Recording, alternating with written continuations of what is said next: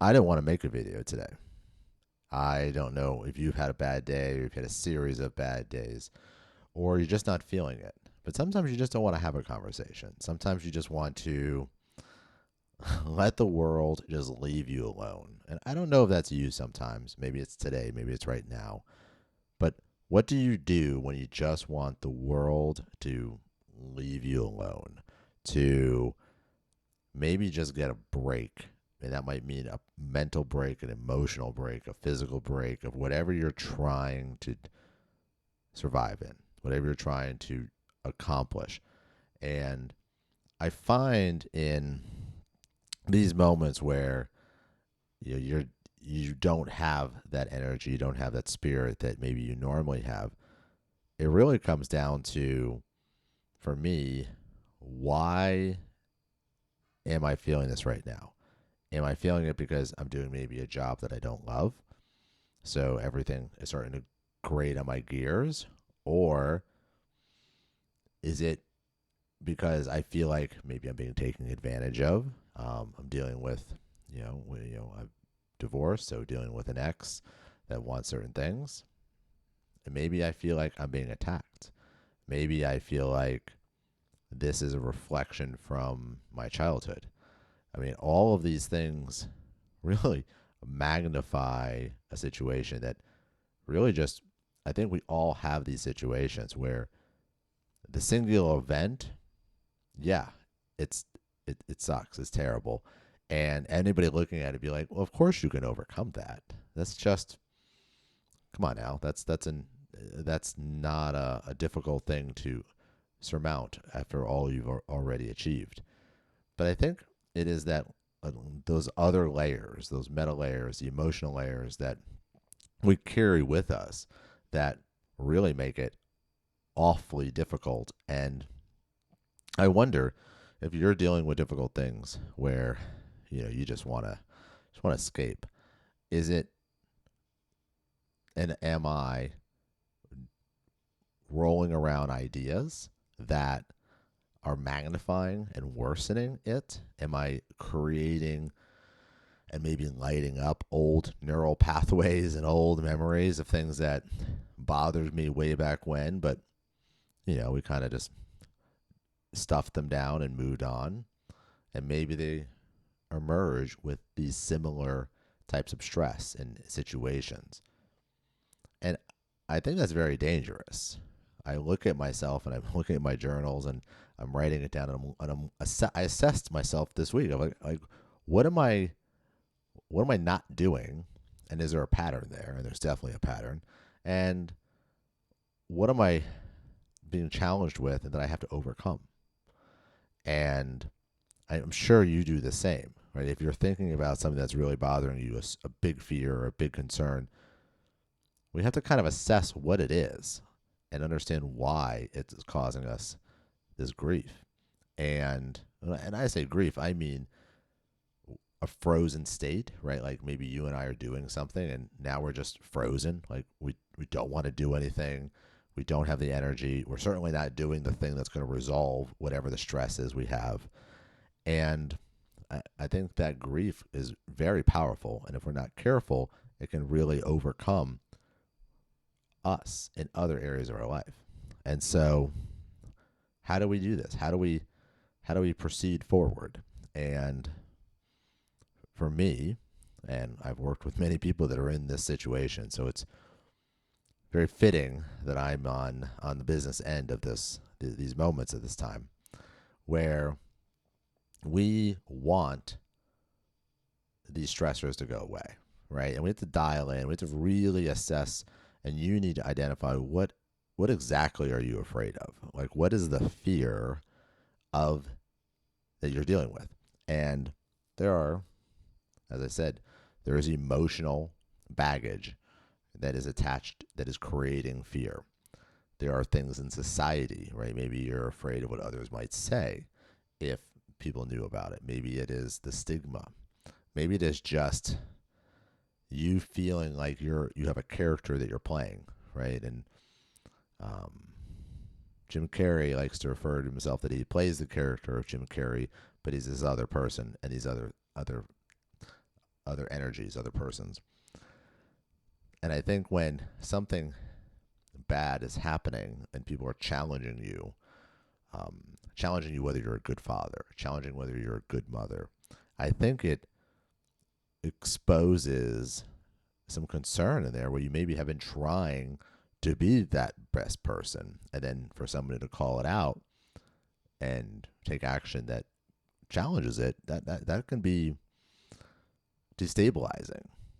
And so there's those impacts. And then there's just the event itself, right? It is the singular moment, the acute thing that you and I are dealing with. And maybe you're getting a divorce. Maybe you're dealing with child support, changes to child support. Maybe you're dealing with being fired, or bad business reviews, or challenges with your children, or a million things can be super bad. And some are very acute, very specific events. For us right now, a stack of things that I'm dealing with. One is our daughter's truck that we had saved up and worked hard to do that, broke. And now we have a bill for the engine to be fixed, replaced, whatever you want to call it, for double what we paid for the vehicle. Well, that's a problem, right? Because it was a push to buy the vehicle. Now we're going to spend twice as much money to get a new engine. And then is that even going to fix it? And what about the transmission? What about the other parts, right? And so that's an acute event, though. That's a very specific thing. We need to repair that thing, and we need to make decisions forward. But it doesn't hurt less when you've worked hard for your money and sacrificed and made something good happen, and you're building independence with somebody and they're working on their life dreams, and then for it to get to a challenging spot, that is hard. It's hard for the parents because we want to provide and create a path where she will grow and succeed. But it's also personally hard, right? Because now we're down a vehicle and we can't afford to do those repairs, and we got to figure that out. So whatever you're dealing with, recognize that your fear, because let's just call it what it is, your fear on these singular events, the things that you're challenged with, the problems that you're dealing with, there is the event itself, right? We're dealing with a court, or we're dealing with these other situations, or a job, or interviews, whatever is a challenging stress that's happening. You're moving. That can be very stressful for people. But when it's done, it's done. But then you have the emotional stuff. What are you pulling from your psyche, from your history, from your upbringing, from what you watch on TV and social media? And then what about the fear around society and how it's going to look at you? So really, really, I think you would benefit by knowing what is that fear. And something I wrote down today, yesterday, was what's the worst that can happen? Absolutely. What is the worst that can happen? And I actually put it on the back of my phone. And so the things I wrote down, because I tackled one of those super negative things today, I was like, you know what? We're going to unfreeze. I know why I'm afraid, and we're going to take action, because those are not true. And the worst is not the end of days, right? So I wrote down, be brave. Just be brave, right? Have courage, step forward into that fear, and do the thing. Tackle the singular event. The second line was, what is the worst that can happen? Maybe it's 6 months of trouble. Maybe it's 1 week of trouble. Maybe it's you owe more money. Maybe it's you got to find a new vehicle, right? Or you got to get a new job, right? Like there's a million things, but what is the worst that can happen? Know how to get to good and done. Like, know what the finish line is and work towards that. Sometimes we have added so much stress and extra work and strain that we forget what the goal is. Think, what is the goal to get to good? For if you're working with another party, what do they want? Find the fastest way to get to that. If you're trying to change jobs, find the best way to change your job and change jobs. If you're moving, I would put all resources to getting that done, whatever the stress is, right? But know how to get to good and done. And then the final thing I wrote on my notes for today that I used as I was tackling a giant fear that had me frozen for many days was identify the lowest possible pain.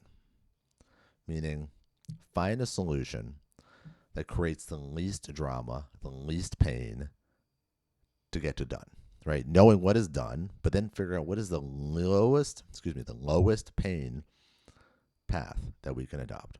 And I think you'll find that when you break the problem down that way, you allow yourselves to expose them, make them less scary, detach them from the emotion. And I think we have fears because we have attached to the emotion. We have fears because we have added social pressure. We have additional fears because we're like, what's the worst that's going to happen is going to happen. But is it? The answer is no. The answer is clear when you write it out and you expose that fear. You put it into light. And one thing I always like to stress to people is we're not trying to make the stress or the fear more powerful. And some people say, don't give stress a name or don't give your fear a name. I believe in exposing it. I believe in bringing it up, identifying that fear, and then speaking it, meaning that I am afraid of this because of this. And if you have someone that you trust that you can share, fears with and challenges, the next time they say, "What's going on? How you doing?" do not lie and say, "I'm fine," or nothing. The worst thing you can do to a human is when you are hurting or you need help and someone asks how you're doing, you say you are fine. And the reason is you are lying. You are not fine. You have some very serious things happening in your life. And I can promise you, the human that is asking you, especially if you know them, you have a relationship at some level, even if it's a barista that you have had in-depth conversations with over years, if someone asks, "How are you?" you should go with the truth and say precisely how you are. Don't magnify it. Don't make it worse. Don't embellish it. Just be specific and say, "Well, I'm struggling right now. I have to do this with that, and I'm trying to reconcile on how to deal with it. Or I'm trying to find a way to pay for this thing. Or I'm trying to fix this thing, and it's now I need to drive my daughter to school and son to school in the morning and afternoons, and we might have to change one of our jobs because we can't make that routine." When you speak to others and you expose the fear, you put it in light, and you're honest about how you are. You're not complaining. We're not complaining. We're telling them what is happening in our life that's bad, we are afraid of, that we need help in. Not complaining. Careful, right? You don't want to complain. Nobody wants to listen to complainers. Complainers and whiners, we are not. We are people. We are humans. We are caring for each other. We're also ambitious and we want to do good in the world. And so if you're dealing with bad and you say, "Oh, I'm dealing with this," that's not going to ruin their day. I actually spoke with someone. I reached out to him and I said, "Look, I'm really struggling with this. Here's my fear. Here's what I'm being challenged and what I don't know how to find a good path." And he listened and he said, "Well, you should think about these things." He didn't give me answers, but he said, "You should think about these things." And we're not looking for answers. We are looking for maybe a first step to think about what I should be doing in my day. And what he said was, after we were done, talking about my challenge, he said, "You know what?